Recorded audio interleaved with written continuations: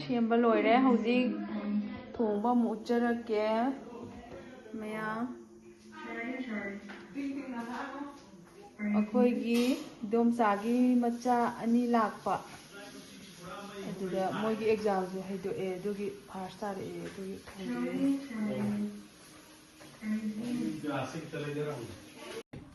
ꯍꯟꯗꯛꯀꯤ ꯅꯨꯄꯤꯒꯤ ꯋꯥꯠꯄꯗꯨꯗ ꯁꯦꯜꯐꯤ ꯇꯧꯋꯦꯕ ꯌꯥꯝ ꯁꯦꯡꯕ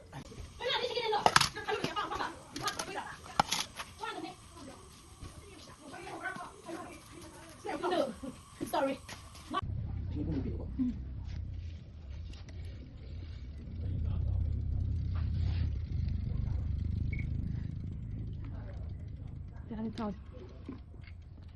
Thùng bao hồng đâu đấy, hồng gì?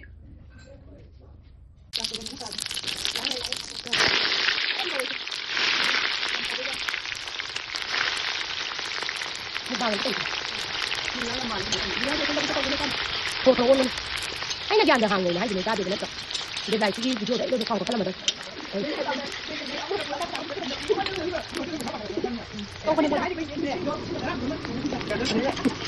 Đi về ta bao giờ bạn? Bây giờ hàng gì ra hàng là tiền được, còn nó lấy cái này mai cũng mình gọi, đang sao hai thì tại hàng phi ta đâu, ta đi cái cầm gì, nó cũng tiền đồ bạn.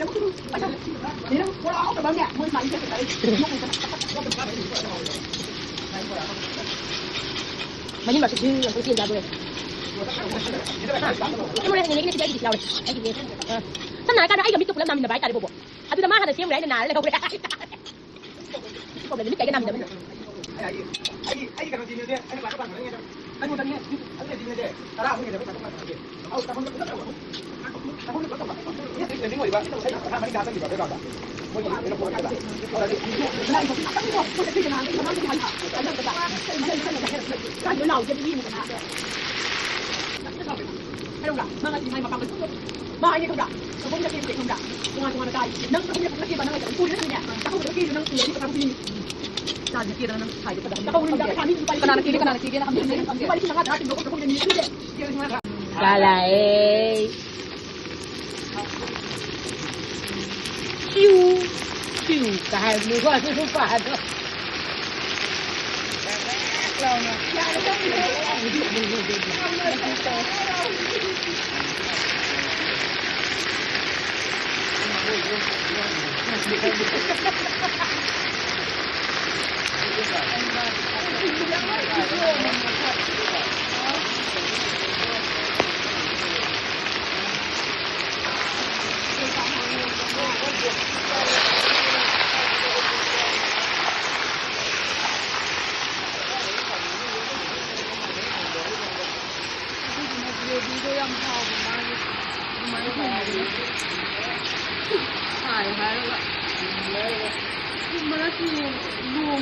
มันเลยให้เงินเดือนอยู่ดี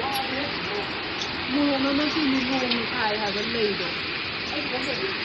ถ้าไปดูเนี่ยถ้ามันโตเลยเลยก็ถามเลยจะท้าโตท้าตรงเลยอย่าง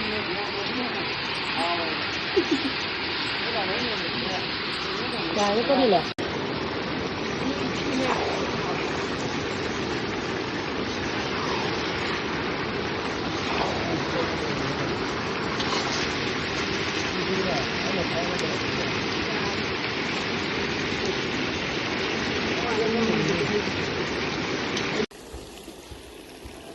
ดูขาไปจ้าทำหนึ่งบางทีสตาร์แล้วมันนั่งสุนทรเว้ยไอ้นี่คือ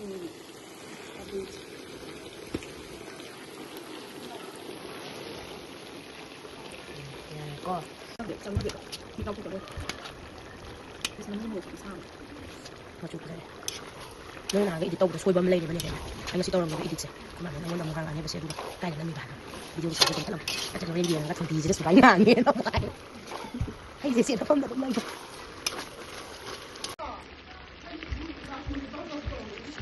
ฮะ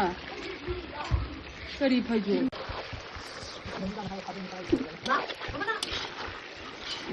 นั่งกินอะไรอยู่ไอ้ก้อน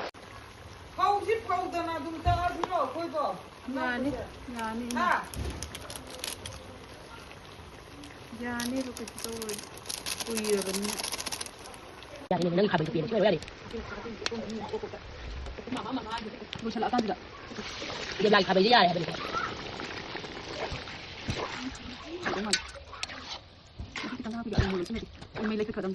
ပါလား ဒီနေ့ညကိုရဆုံးတယ်ဘာဖြစ်လဲ ဟုတ်တယ်ဒီနေ့လည်းရှိတယ်ဟုတ်တယ်